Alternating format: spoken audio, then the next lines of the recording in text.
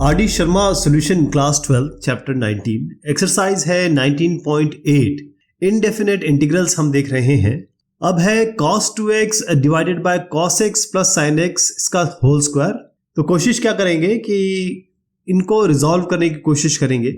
अब आप जानते हैं कि जो cos 2 थीटा होता है वो क्या होता है, अभी अब पिछले क्वेश्चंस पे भी हमने देखा था, वो होता है cos square theta minus sine square theta. ये तो आपको पता है, यही हम यूज करने वाले। अच्छा, डिनोमिनेटर में क्या है cos x plus sin x का होल स्क्वायर। तो ये जो cos theta minus sine theta है ये cos 2x इसलिए मैंने लिखा। अगर यही cos 2x होता तो हम इसको लिख सकते थे a square minus b square है, तो cos x minus sine x into cos x plus sine x, ये लिख सकते हैं ना। तो यहां पर लिखते हैं, चलिए जी इंटीग्रेशन करते हैं। यहाँ पे ऊपर जो क्या लिखेंगे cos x plus sine x, और ये है cos x minus sine x, इसको cos 2x के जगह लिखा है मैंने। और डिनोमिनेटर में क्या आएगा cos x plus sine x का whole square, cos x plus sine x का होल स्क्वायर। तो एक इसको हटा दीजिए, cos x minus sine x by cos x plus sine x आ गया। अब हम क्या करेंगे, ये जो डिनोमिनेटर है इसको t रख दीजिए, यानी कि cos x plus sine x, इसको t रखिए क्योंकि ऊपर मुझे दिख रहा है कि इसके डिफरेंशिएशन से ऊपर वाली चीज आ जाएगी। अब देखिए कैसे आती है, cos x का होता है माइनस साइन x, डिफरेंशिएट कर रहे हैं ना, डिफरेंशिएटिंग बोथ साइड्स, तो माइनस साइन x और प्लस साइन x का हो गया cos x, और ये हो गया dt बाई dx। तो अगर हम इसको इससे मल्टीप्लाई करें तो ये देखिए cos x minus sine x, इसको आगे पीछे कर दिया मैंने, dx बराबर होता है dt। तो अगर इसको t रखते हैं, यहाँ पर dx चल रहा है, तो आप देखिए यहां से लेकर यहां तक तो यही चीज है, सेम चीज है ना। तो इसकी जगह हम dt रख देंगे, नीचे हमने t मान लिया है, तो यहां पर क्या बनेगा, ये ऐसे बनेगा dt, ये ऊपर वाला हो गया यहां से यहां तक, और t ये नीचे वाला हो गया। तो dt बाई t का इंटीग्रेशन ये कितना आसान है, ये तो सीधा आप ln लगाइए, log बेस e, मॉडुलस लगाइए और नीचे t रख दीजिए, बस कांस्टेंट ऑफ इंटीग्रेशन, ये उत्तर हो गया। लेकिन t आपने जो माना था वो रिप्लेस करना पड़ेगा, t तो हमने खुद इंक्लूड किया है, तो बस इसकी जगह जो t है वहां लिख दीजिए cos x plus sine x plus constant of integration, ये इसका उत्तर हो गया। तो ये है इसका जो सॉल्यूशन, ताकि आप इसको रेफर कर सकें और इसी तरीके से लिख के आप क्वेश्चन सॉल्व करें। अब है ये sine x minus a by sine x minus b. तो इसमें क्या कर सकते हैं हम, कुछ x माइनस बी ए और x माइनस बी के साथ ही करते हैं। देखिए जब भी कुछ ऐसा अलग से दिखाई दे ना, उन्हीं में कुछ करना होगा तभी सॉल्व होगा, क्योंकि क्वेश्चन इस तरीके से ही बनाए जाते हैं। तो आप देखिए मैं यहां पर क्या करता हूं, x माइनस बी को t रख देता हूं, यहां से x क्या मिलेगा, इस तरफ ले जाइए b प्लस t। अब इससे फायदा क्या हुआ, देखिए इससे फायदा ये, हमेशा डिनोमिनेटर को रखते हैं ये t, ये नॉर्मली हम करते हैं, हमेशा नहीं रखते, मतलब एवरी टाइम नहीं, 90% टाइम हम नीचे को ही t रखते हैं और ऊपर वाला उससे आता है। देखिए कैसे, अब हमने जो भी यहां पर किया है वो यहां रिप्लेसमेंट करेंगे साइन। अब बताइए x माइनस ए क्या बनेगा, x माइनस ए, x क्या है यहां पर b प्लस टी, तो b प्लस टी माइनस ए हो जाएगा। तो यहां पर हो गया b plus t minus a, ये हो गया साइन। नीचे आइए, sine x minus b, x minus b क्या है t, तो साइन t हो गया ये, और यहाँ आपका dt है, ठीक है साहब। तो ये b माइनस ए को एक साथ ले लीजिए, तो क्या यहाँ पर अगर हम साइन को ऐसे b माइनस ए ले लें और प्लस t ले लें, और इसको हम फॉर्मूला यूज करें, देखिए ये जो फॉर्मूला मैं यूज करने वाला हूं वो साइन a प्लस बी का है, यानी ये साइन ये a हो गया प्लस ये t को b मान लीजिए, तो साइन a प्लस बी का फॉर्मूला यूज करने वाले हैं। तो वो क्या होता है, साइन a यानी कि b minus A sine a, cos b यानी cos ये t हो गया, plus cos a cos b minus ए हो गया cos a, और साइन b, तो साइन, ये तो आप जानते हैं। नीचे साइन टी चल ही रहा है तो सब नीचे लगा दीजिए, यहाँ साइन टी, यहाँ पर भी साइन टी। तो इससे क्या मिला आपको, देखिए ये तो कैंसिलेशन हो गया, इंटीग्रेशन और dt सब चल रहा है ना, ये ध्यान रखिएगा। ये यहाँ तो चला गया sine t by cos t, ये आपका cos t by sine t cot t हो गया। तो ये आपका हुआ साइन b माइनस ए और कॉट टी, तो ये कांस्टेंट हो गया जी। देखिए साइन यहाँ पर x भी नहीं है, कुछ नहीं है, तो ये तो कांस्टेंट हम ट्रीट करेंगे, तो इंटीग्रेशन केवल यहाँ पर होगा कॉट टी का, ये क्लियर है। प्लस अब ये कांस्टेंट है cos b माइनस ए, तो cos b माइनस ए को बाहर ले लीजिए, तो बेसिकली यहाँ तो कुछ नहीं बचा, केवल इंटीग्रेशन ऑफ t dt करेंगे, इंटीग्रेशन ऑफ t dt तो होगा, ये कांस्टेंट है, और इंटीग्रेशन ऑफ dt करेंगे, तो यहाँ पर हो गया साइन b माइनस ए, और cot t का तो आप जानते हैं सीधा ln लगाइए अब मॉड्यूलस लगाइए साइन टी होता है, ये डायरेक्ट रिजल्ट है, ये आपको मैंने पहले भी बताए हैं शुरुआत में, बिल्कुल शुरुआत 19.1 एक्सरसाइज के पहले जाइएगा, वहां पर मैंने सब बताया है कि फॉर्मूले कौन कौन से हम यूज करेंगे। अब ये integration of T D T जब बनेगा केवल टी, और ये कॉस ये बी माइनस है, और कांस्टेंट ऑफ इंटीग्रेशन लगा दीजिए। तो ये आपका अभी फुल नहीं हुआ है क्योंकि ये टी का रिप्लेसमेंट बाकी है। टी क्या था, एक्स माइनस बी, याद है आपको। तो फाइनल रिजल्ट आपका जो आ रहा है वो है साइन बी माइनस ए, ये वाला ln साइन टी की जगह क्या रखेंगे, एक्स माइनस बी, प्लस ये हो जाएगा x minus b multiplied by cos B minus a plus constant of integration. क्योंकि टी जो था वो एक्स माइनस बी था, वो हमने यहाँ रिप्लेस कर दिया। ये जो आप लास्ट लाइन दिख रहे हैं यही इसका उत्तर है। देखिए साहब, ये है इसका सही उत्तर, और इस जो हमने किया वही उसी सरीखे मैंने किया इसका है, और आप इसको फॉलो कर सकते हैं। नेक्स्ट है साइन एक्स माइनस अल्फा और साइन एक्स प्लस अल्फा। तो ये क्वेश्चन तो खैर बहुत ही क्लियर हो गया पिछले क्वेश्चन के बाद, तो इसको फटाफट निपटा देते हैं क्योंकि पिछले क्वेश्चन का रेफरेंस लेके चलिएगा। हम नीचे वाले को रखते हैं हमेशा टी, तो यहाँ पर एक्स प्लस, हमेशा मैं बोल रहा हूँ बार बार, लेकिन इसको आप बिल्कुल अक्षरशः मत लीजिए। क्यों? क्योंकि एक्स प्लस ए हम मैक्सिमम टाइम लेते हैं, नीचे वाला मैक्सिमम टाइम टी लेते हैं, लेकिन ये हमेशा जरूरी नहीं है, 10% टाइम हमको कुछ और भी करना होता है। तो चलिए अभी तो सिंपल क्वेश्चन चल रहे हैं, इसलिए एक्स प्लस अल्फा को नीचे वाले को टी ले लेते हैं। तो इससे आपको मिल जाएगा एक्स टी माइनस अल्फा, और डी एक्स कर दीजिए, D x by D T, यह बनेगा, ये तो 0 हो जाएगा, ये डी टी 1 हो जाएगा, तो 1 ही हो गया, तो डी एक्स बराबर डी टी हो गया। तो इस इंटीग्रेशन में अगर हम लगाएंगे तो क्या मिलेगा, sine x minus alpha. X minus alpha मतलब क्या है, एक्स क्या है यहाँ पर, टी माइनस अल्फा, इसका भी माइनस अल्फा, यानी कि टी माइनस 2 अल्फा हो गया। तो ये टी माइनस 2 अल्फा, ये क्या है साइन में, और नीचे क्या है साइन एक्स प्लस अल्फा, यानी कि ये साइन टी हो गया। यहाँ पर आप डी एक्स की जगह डी टी रख दीजिए क्योंकि ये डी एक्स है और हमारा डी एक्स डी टी बराबर आया है। अब साइन ए माइनस बी का फॉर्मूला खोल दीजिए डायरेक्ट, तो क्या हो जाएगा, sine A cos 2 alpha cos B minus cos A sine B. Sine T नीचे, यहाँ साइन टी रख दीजिए, यहाँ भी साइन टी रख दीजिए, इंटीग्रेशन चल ही रहा है डी टी के रिस्पेक्ट में, इससे साइन टी कट जाएगा, कॉस 2 अल्फा है तो कॉस 2 अल्फा कांस्टेंट है, तो कॉस 2 अल्फा इंटीग्रेशन ऑफ ये डी टी आ जाएगा, माइनस ये साइन 2 अल्फा कांस्टेंट है, साइन 2 अल्फा को बाहर ले लीजिए, इंटीग्रेशन क्या बनेगा, cos t by sine T, यानी कि cos t by sine T यानी कि कॉट टी डी टी। अब ये क्या बना, cos 2 alpha integration of d t हो गया t minus sine 2 alpha integration of cot t क्या हो गया, ln बेस हो गया, और यहाँ पर sine t plus constant of integration. Alright, बस आखिर में आपको ये करना है, x बराबर टी माइनस अल्फा, यानी जो आपने टी माना था ना, टी की जगह आपको x प्लस अल्फा लिख देना, जहां जहां टी है, यहाँ टी है इसको x प्लस अल्फा कर देते हैं, यहाँ पर cos 2 अल्फा है ही आपका, माइनस ये sin 2 अल्फा है ln, और ये मॉडुलस ऑफ साइन टी की जगह क्या रख दें साहब, टी की जगह रखेंगे हम x plus alpha plus constant of integration. ये जो लास्ट लाइन देख रहे हैं आप, यही इसका उत्तर है। तो इस तरीके से करेंगे आप, ये इसका सिलसिलेवार तरीके से एक एक करके जो स्टेप हमने बताए हैं उसी का यहाँ पर एक प्रॉपर यानी कि प्रिंटेड मटेरियल आपके सामने। अब यहाँ पर 1 minus tan alpha by 1 plus tan alpha by 1 minus tan alpha, तो इसमें 1 माइनस टेन अल्फा को अगर हम टी रखते हैं तो कुछ मिलेगा, मुझे नहीं लगता कुछ मिलेगा, लेकिन हम इसको कुछ ऐसा बना सकते हैं कि जो पहला हमने क्वेश्चन किया हुआ है। अब आप देखिएगा इसको, ये आराम से पिछला वाला क्वेश्चन बन जाएगा, पिछला मतलब जो हमने 8 क्वेश्चन पहले किए उनमें से एक बन जाएगा। देखिएगा कैसे, ये है 1 टेन अल्फा को आप रख लीजिए sine alpha by cos alpha, नीचे आइए 1 टेन अल्फा को रख दीजिए आप sine alpha by cos alpha, ये हो जाएगा कॉस अल्फा, ये हो जाएगा साइन अल्फा, नीचे आपका आ रहा है कॉस अल्फा। अब आइए ये कॉस अल्फा, ये माइनस साइन अल्फा, नीचे आपका आ गया कॉस अल्फा, ये काट दीजिए।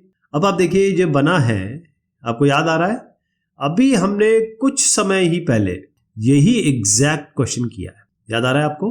मैंने आपसे कहा कि ये क्वेश्चन जो है इसी तरीके से बनते हैं, है ना, वरना इतने सारे क्वेश्चन कैसे बन जाते हैं, आप तो आंसर ही देते हैं, लेकिन क्वेश्चन को बनाने वाला भी तो कोई होगा, वो यहाँ से बनाता है इस तरीके से कि पहले ये बना दिया, फिर ये दोनों साइड को कॉस से डिवाइड कर दिया, तो भैया 1 प्लस टेन और 1 माइनस टेन बन गया, दोनों साइड साइन से डिवाइड कर दीजिए आप, है ना, दोनों साइड, तो ये कॉट टी प्लस 1 और कॉट टी माइनस 1, वो भी एक ही चीज़ होगी, यहीं पे आके वो गिरेगा, इसी जगह पे आके ठहरेगा, तो इसका आपको डीएक्स करना है। तो नीचे वाले को टी रख देते हैं, जो आपने सीखा ही है अभी, cos X minus sine x को टी रख दीजिए, तो क्या बनेगा, कॉस एक्स का माइनस साइन एक्स का कॉस एक्स और ये dt हो गया, dt बाई dx, माइनस यहाँ से कॉमन ले लीजिए तो आपका आएगा sine x plus cos x, dx यहाँ लगा दीजिए और यहाँ dt हो गया।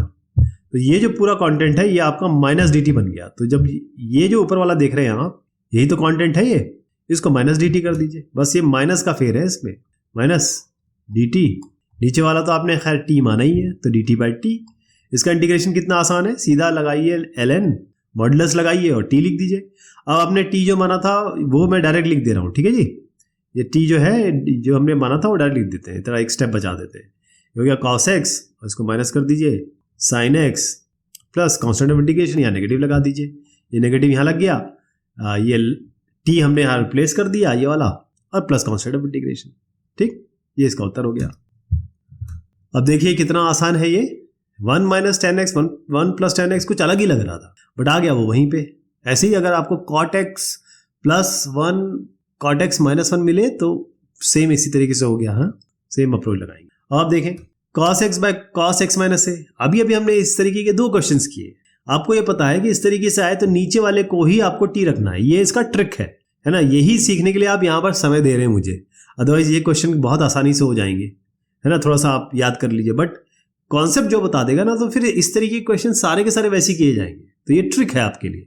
नीचे वाले को, यानी कि नीचे के जब भी ट्रिग्नोमेट्री आएगी तो नीचे वाला जो एल्जेब्रिक एक्सप्रेशन होगा कॉस के अंदर या साइन के अंदर, टेन के अंदर, वो आप रखेंगे। जैसे देखिए x माइनस ए को हम t ले लेते हैं, तो पहले तो यहाँ से x निकाल लीजिए क्योंकि ऊपर नीचे हमको x से कुछ रिप्लेस करना पड़ेगा, तो a प्लस टी हो गया।